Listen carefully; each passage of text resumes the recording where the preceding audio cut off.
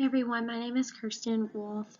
Unfortunately, I couldn't get Kaltura Capture to work properly for me due to my internet, so I'm going to be doing my video lesson through PowerPoint.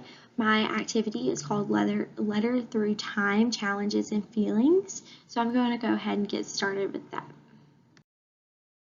Okay, friends, we are ready to go ahead and get started with a new activity. So what we are going to do is we are going to make our way over to the meeting carpet, and we're going to make sure to sit a good distance away from our friends to where we can't spread any germs or touch anybody. We're going to keep our hands in our laps, and we're going to try our best to just pay attention. So I want everyone to go on over to the meeting carpet, find your best, safe, smart spot, and go ahead and get settled in.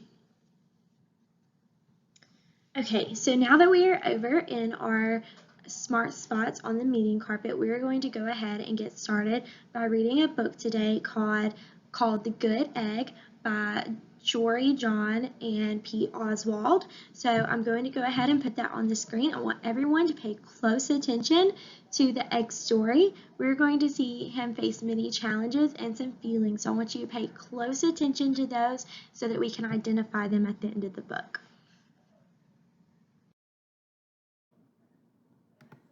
And welcome to the Joyful Bookshelf, where books are fun. Subscribe for new books read aloud every week. The Good Egg by Jory John and Pete Oswald.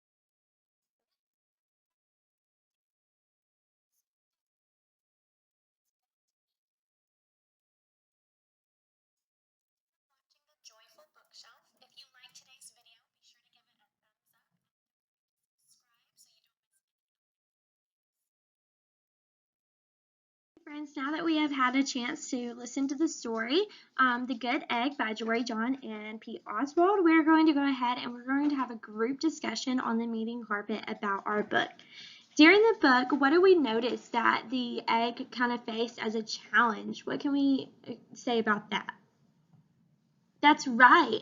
The egg was so focused on trying to make sure that everybody else was doing what they were supposed to do and being good, that while also trying to be good himself, that he became very stressed out. What happened whenever he started to experience that feeling of being stressed out? That's right. His egg shell started to crack up at the top of his head. So then what did he decide to do after he noticed that his shell was cracking? That's right, he decided to go off on his own. And while he was off on his own, did he spend some time trying to make sure that he was taking care of himself? Absolutely. So what were some of the things that he did in order to take care of himself? Yeah, he started to pay attention about what he enjoyed. He started reading and he started painting and finding things that he really enjoyed. And what happened after he began to do things that he enjoyed and he started taking care of himself? Yes, the egg's shell began to seal back up and he was good as new. And then he decided to go back to all of his friends. So, what do we think that some of the morals of this story is? That's correct. We should be taking care of ourselves. We should be focusing not on what others are doing, but what we ourselves are doing. And we need to think about the things that make us happy. It's important to help our friends out, and it's important to make sure that they are well taken care of and that they are happy. But we have to focus on ourselves before we can focus on anybody else. Great job.